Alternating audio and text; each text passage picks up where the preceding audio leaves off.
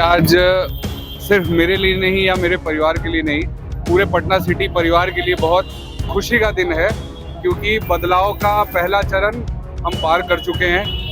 नंदकिशोर जी का यहाँ पे टिकट काटा गया, उनको हटाया गया, यहाँ पे भाजपा ने बाहरी एक कैंडिडेट दिया है, तो पहला चरण वही पार हो गया है। दूसरा चरण अभी हम पार करने जा रहे हैं और तीसरा चरण आप 14 नवंबर को देखेंगे, जब जनता विकास चुनेगी। इस बार जनता अपनी भलाई चुनेगी, जनता अपने बच्चों की तरक्की चुनेगी, जनता शिक्षा चुनेगी। तो इस बार जो चुनाव है वो किसी जातिगत या किसी धर्मगत आधार पे नहीं होने वाला है।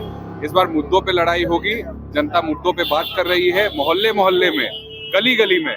न्यूज़ फॉर नेशन पर आपका स्वागत है और मैं हूं आपके साथ प्रार्थना। बिहार में जहां एक तरफ विधानसभा चुनाव को लेकर के सीटों का ऐलान एनडीए ने काफी दिनों पहले ही कर दिया, और इतना ही नहीं, जो पार्टियां हैं उन्होंने अपने प्रत्याशियों की लिस्ट भी जारी कर दी। देखिए, बात करें तो बीजेपी ने भी अपने पूरे प्रत्याशियों का नाम जो है वो सामने रखा, और इसी के साथ साथ जेडीयू और इसी के साथ साथ चिराग पासवान की पार्टी ने भी सभी प्रत्याशियों के नाम सामने रख दिए। लेकिन इसी भी सस्पेंस बना हुआ है महागठबंधन को लेकर के।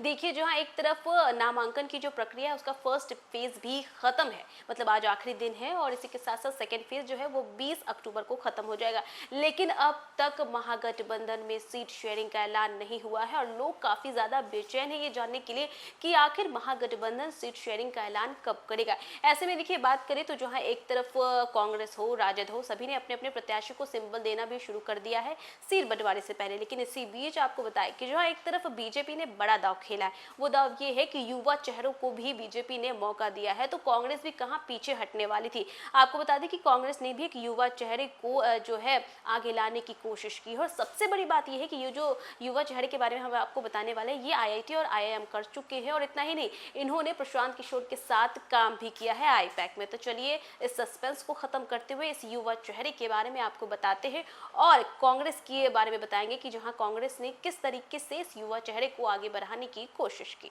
बात करें तो बिहार चुनाव में कांग्रेस ने पटना साहिब के एक युवा उम्मीदवार शशांत शेखर को टिकट दिया है। आज पार्टी ने इसकी घोषणा की है। शशांत इसी साल अप्रैल में कांग्रेस में शामिल हुए हैं, और इससे पहले वह जन स्वराज के आईपैक से जुड़े हुए थे। उन्होंने पश्चिम बंगाल में प्रशांत किशोर के साथ ममता सरकार बनाने में अहम भूमिका निभाई थी। शशांत शेखर ने आईआईटी और आईआईएम से पढ़ाई की है। पूर्व में आईपैक के साथ जुड़कर पश्चिम बंगाल और दिल्ली चुनाव में काम किया है। उन्होंने कहा है कि कांग्रेस की विचारधारा अधिक सही लगी, इसलिए सक्रिय तौर पर पार्टी में वो शामिल हो गए। पटना सिटी के रहने वाले शशांत शेखर ने कहा कि कांग्रेस की विचारधारा से मेरा लगाव है, हम सब मिलकर प्रदेश में कांग्रेस को मजबूत करेंगे। उन्होंने बदलाव के लिए युवाओं से राजनीति में आने को भी आह्वान किया है। उन्होंने कहा कि पिछले 3 साल से वह पर्दे के पीछे से कांग्रेस के लिए काम कर रहे थे, और अब विधिवत शामिल होने का समय आ गया है। उन्होंने कहा कि मौजूदा व्यवस्था में बदलाव के लिए युवाओं का आगे आना अत्यंत जरूरी है।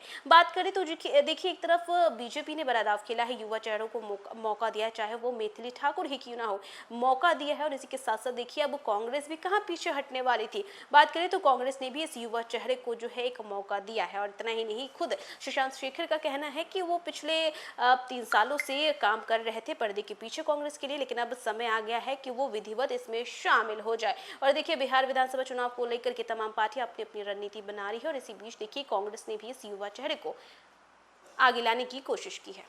तो देखा आपने कि जिस तरीके से बीजेपी ने युवा चेहरे को आगे लाने की कोशिश की है, बीजेपी ने युवा चेहरे को मौका दिया है, तो कांग्रेस ने भी कुछ इसी तरीके से करके दिखाया।